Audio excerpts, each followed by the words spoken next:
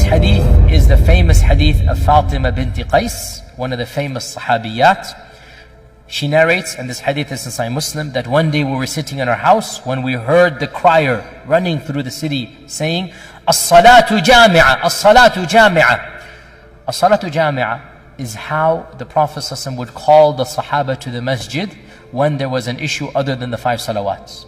The adhan is not given. You have an announcement. Come to the musalla, come to the musalla. That's how they would do that. As-salatu jami'a simply means come to the musalla. That's what it means now. Even though it technically means come and pray, but the meaning here is come to the masjid. So, Fatima says, I rushed to the masjid to see what was happening. And I prayed with the Prophet ﷺ. And I was in the first line of the women, right behind the men. In her eagerness to hear what the Prophet ﷺ would say, she was in the first saf of the women behind the men. Point she's trying to say is, I heard directly everything that I'm about to tell you. So after we finished praying, the Prophet ﷺ went on the minbar and sat down. And he said, let everybody remain where he is. Nobody move. Let everybody remain where he is. Do you know why I called you? They said, Allah and His Messenger know best. He said, I did not call you today to give you an advice or a lecture to cause you to cry or to fear Allah. That's not the reason. A maw'idah, no khatira today. I didn't call you. But rather, I came to tell you what Tamim dari came to inform me. Tamim dari. Who is Tamim dari? I have a lecture about him online very briefly, about one of the, my series about the Sahaba. Tamim dari was one of the few Sahabi who was a Christian and then embraced Islam. The majority of Sahaba were pagans. Very, very few were Jewish or Christian when they embraced Islam. Very few. And of them is Tamim dari. So he's one of those group of Sahaba who was Ahli Kitab, and he embraces Islam, and of them is Tamim dari. And so Tamim dari came to me embracing Islam, and he told me a story that happened to him many, many years ago. Now, Tamim dari is from one of the tribes up north, and those tribes were seafaring tribes. They would ride the ocean. The Quraysh were a non-seafaring tribe. The Quraysh despised the ocean. The Quraysh did not like riding on the ocean. And that's why the Quran is full of references. فَإِذَا رَكِبُوا فِي الْفُلْكِ. The Quraysh did not like the ocean. And few of the Qurayshis rode on the ocean. And that's why when our Prophet ﷺ saw a dream where some of his own Sahaba were riding the oceans, conquering other lands, he laughed and he said, I saw my own ummah shall be riding on the waves like kings, riding horses and steeds, galloping, and they shall be conquering, oceans. And so Tamim dari, he came to embrace Islam. And he came in the 9th year of the Hijrah, and he came to in those days they sent the delegations to embrace Islam. And when he came, he told the Prophet ﷺ about something that happened to him many, many, many years ago. He said, Ya Rasulullah, let me tell you an interesting story. Let me tell you something that when I was an earlier young man, a Christian, this is what happened to me. So when he told this story, the Prophet ﷺ then called the Sahaba and said, here is Tamim dari, let me tell you what he told me. That's the hadith here, okay? Now, it's a very long hadith, and you will find it. Where will you find it, guys? Online. I gave you the reference right now. Sahih Muslim. The story goes as follows, that Tamim dari says when he was a younger man, that he was in a ship of around 30 people from the tribe of Judham and Lukham. These are Christian Arab tribes up north, and he was from those tribes. And once a very severe storm came in the ocean, and for 30 days they were lost at sea. After there were 30 days, they were lost at sea. They had no clue where they were until they came to a faraway, ocean that they could not recognize, and they saw an island in the distance. So some of them, Tamim dari and a few of them, took the smaller boat to go get some water, to go get some food. So every large boat has that small boat to go in. So they took that smaller boat to go to that island, and when they landed on that island, they met a very terrifying animal. A beast that could speak to them, a dabba that could speak to them. And we'll mention the dabba when we come to one of the 10 signs. The dabba that could come to them. And this beast was unrecognizable. Like, call him what? Bigfoot or something. Although the hadith did not describe him. It simply says, a beast that's very hairy. just nothing but hair, and could speak. And Tamim saw this and his people, and they were terrified. And the beast said, come with me. I'm going to take you to my owner or my master. And they went to this island, and they went to this cave where they saw a man larger than any man they have ever seen. And the man was tied up in a more severe manner than any man they have ever seen. And the man then began to ask a number of questions. And it goes like, 10 questions or so. I'm not going to go into all of them. And they were so terrified, they just responded one after the other.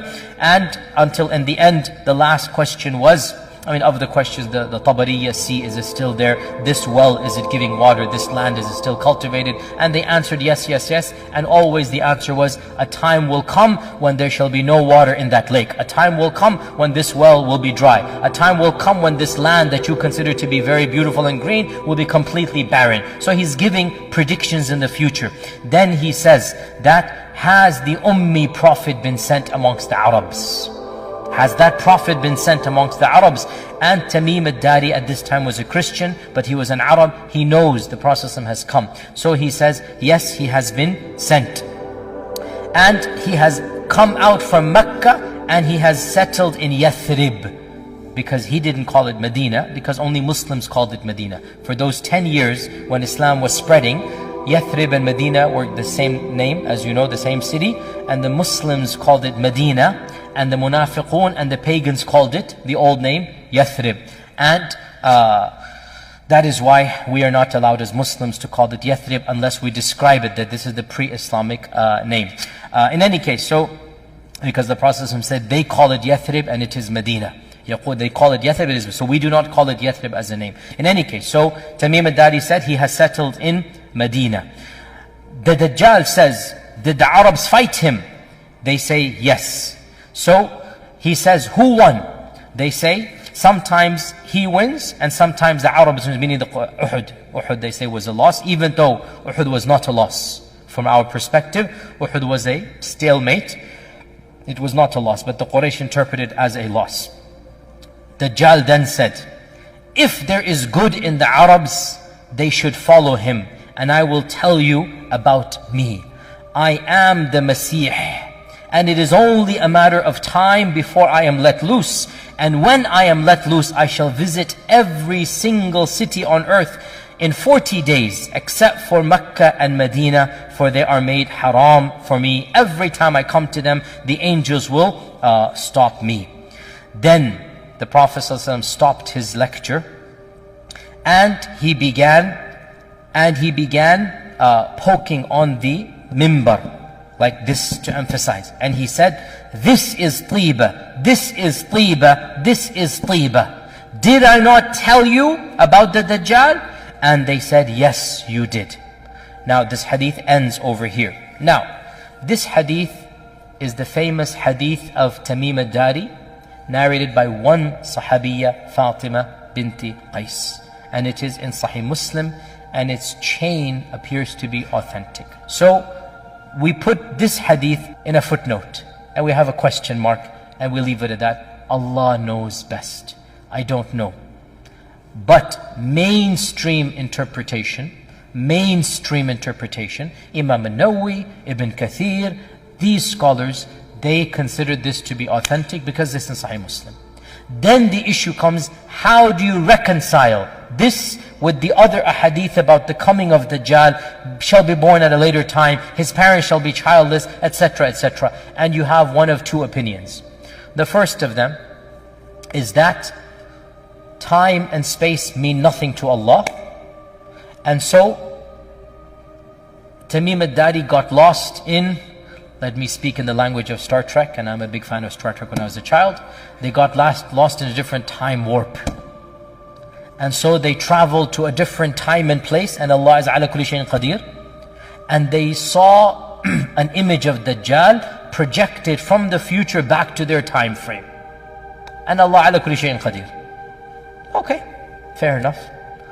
And the other interpretation is that Dajjal is in fact alive and healthy, and that he was born and all of this happened in the past, and then he is being chained and kept as the hadith of Tamim says, and he shall be released in the future. Now the issue comes, the only hadith that mentions alive and healthy and chains is this one hadith of Tamim al-Dari. That's it.